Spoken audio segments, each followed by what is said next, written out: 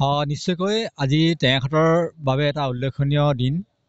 টেঙাখাটৰ সমূহ উদীয়মান যুৱকবৃন্দৰ প্ৰচেষ্টাত আজি টেঙাখাটত এটা আমাৰ সকলোৰে প্ৰিয় শিল্পী, প্ৰাণৰ শিল্পী, আমাৰ সকলোৰে হিয়াৰ আমঠু জুবিন গাৰ্গ ডাঙৰীয়াৰ এটা প্ৰতিমূৰ্তি নিৰ্মাণৰ কাৰণে যি ব্যৱস্থা হৈছে তাৰ কাৰণে আমি অত্যন্ত আনন্দিত হৈছোঁ।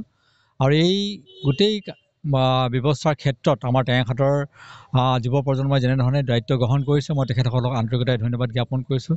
বিশেষভাৱে আমাৰ লাটু ফুকন ডাঙৰীয়া, আমাৰ পলাশ শৰ্মা ডাঙৰীয়া প্ৰমুখে, বিশ্বজিৎ সোণোৱাল সকলোখিনিয়ে যেনেধৰণে এই দায়িত্ব গ্ৰহণ কৰিছে, এই নিৰ্মাণৰ কাৰণে যেনেধৰণে ব্যৱস্থা গ্ৰহণ কৰিছে, মই তেখেতসকলক সকলোকে মই ধন্যবাদ জ্ঞাপন কৰিছোঁ।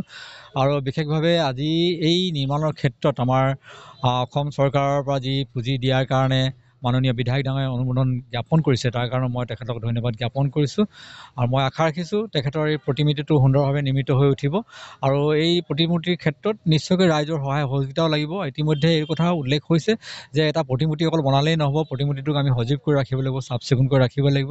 আৰু তেখেতক আমি তেখেতৰ যি স্মৃতি, এই স্মৃতি সদায় সজীৱ কৰি ৰাখিব লাগিব। গতিকে এই তেখেতৰ স্মৃতি সজীৱ কৰি ৰখাৰ ক্ষেত্ৰত আমাৰ সকলোৰে যি দায়িত্ব, নিশ্চয়কৈ আমি সকলোৱে দায়িত্ব পালন কৰিব লাগিব। ইত্যাদি কথাবিলাক আমি আজি আলোচিত হৈছে। গতিকে মই দীঘলীয়াকৈ একো ক'ব বিচৰা নাই, যিহেতু আজি যেনেধৰণে এই কামখিনি আগবঢ়াই লৈ গ'ল, মই সকলোকে মই ধন্যবাদ জ্ঞাপন কৰিছোঁ। নিশ্চয়কৈ এই মূৰ্তিভাগী নিৰ্মাণৰ ক্ষেত্ৰত আমাৰ সকলোৰে সহযোগিতা থাকিব। আৰু প্ৰয়োজন সাপেক্ষে আমাৰ যেনেধৰণৰ কৰণীয় থাকিব, আমি ধৰি লওক আমাৰ ব্যক্তিগত ফালৰ পৰা যি কৰণীয় থাকিব বা অসম গেছ কোম্পানীৰ পৰা যদি কিবা কৰণীয় থাকিব, আমি এই গোটেইখিনি আমি কৰিবলৈ আমি নিশ্চয়কৈ ব্যৱস্থা গ্ৰহণ কৰিম। প্ৰাণৰ শিল্পী জুবিন গাৰ্গৰ বৰ্তমানত প্ৰথমবাৰৰ বাবে জুবিন গাৰ্গৰ জন্মদিন পালন কৰা হৈছে সমগ্ৰ অসমতেই। সমগ্ৰ টেঙাখাটবাসীৰ হৈ আজি জুবিন গাৰ্গ প্ৰতিমূৰ্তি নিৰ্মাণ আৰু স্মৃতি ৰক্ষা সমিতিৰ তৰফৰ পৰা আমি প্ৰাণৰ শিল্পীগৰাকীক গভীৰ শ্ৰদ্ধাঞ্জলি নিবেদন কৰিছোঁ।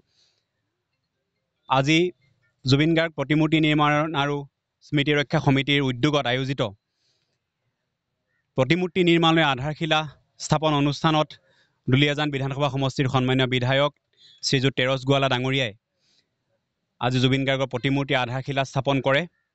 আৰু ইয়াত টেঙাখাট অঞ্চলৰ সমূহ দল সংগঠন, শুভাকাংক্ষী ৰাইজ, জুবিন অনুৰাগী আৰু সুধীগণ উপস্থিত থাকে, ছাত্ৰ ছাত্ৰী উপস্থিত থাকে। গতিকে আমি অনাগত দিনত সুন্দৰভাৱে এটা প্ৰতিমূৰ্তি নিৰ্মাণৰ লগতে এটা সুন্দৰ পৰিৱেশ সৃষ্টি কৰি যাতে ইয়াত সকলো আহি আমাৰ প্ৰাণৰ শিল্পীগৰাকীক এবাৰ শ্ৰদ্ধা জ্ঞাপন কৰিব পাৰে, সেই সুব্যৱস্থা কৰিম বুলি আমি আশা ৰাখিছোঁ। এতিয়া বৰ্তমান মূৰ্তিটো কেৱল মাত্ৰ আমাৰ বিধায়ক মহোদয়ে 5 লাখ টকাৰ মূৰ্তি এটাৰ আবণ্টনৰ কথা কৈছে। আৰু আমাৰ যিবিলাক ফাণ্ড, সেই ফাণ্ডবিলাক আমাৰ কিছু তেওঁ সেই বিষয়ে পাছত পৰ্যায়ক্ৰমে তেওঁ অৱগত কৰিব। গতিকে আমি প্ৰথমতে আমি যি নিৰ্মাণ কমিটি, সেই কমিটিৰ তৰফৰ পৰা আমি কিছু কাম কৰি থকা হৈছে। গতিকে সকলো ৰাইজে যদি সহায় সহযোগ আগবঢ়ায়, নিশ্চয়কৈ আমি এটা সুন্দৰভাৱে আগবাঢ়ি যাব পাৰিম। হয়, নিশ্চয়কৈ পৰ্যায়ক্ৰমে আমি কামবিলাক কৰি যাম। যিহেতু আমি আধাৰশিলা স্থাপন কৰাৰ কাৰণে এতিয়া বৰ্তমান কেৱল মাত্ৰ আমি যিটো ইয়াত অসম মালাৰ যিখিনি মাটি আমাৰ ওলাইছে, সেই মাটিখিনি আমি ব্যৱহাৰ কৰিছোঁ। গতিকে এনেধৰণে আমি সকলো ৰাইজ যদি সহায় সহযোগ আগবঢ়ায়, আমি নিশ্চয়কৈ কৰি যাব পাৰিম। পৰৱৰ্তী পৰ্যায়ত বিধায়ক মহোদয়ে আজি কথা দিছে যে পৰৱৰ্তী পৰ্যায়ত যদি কোনো পঞ্চায়তৰ ফাণ্ড বা তেনেকুৱা ধৰণৰ ব্যৱস্থা যদি কৰিব পৰা যায়, তেওঁ সেই মতে ব্যৱস্থা কৰি লৈ যাব। গতিকে আমি সেইটো আস্থা ৰাখিছোঁ আৰু সুন্দৰভাৱে কামটো হৈ উঠিব বুলি আমি আশা ৰাখিছোঁ।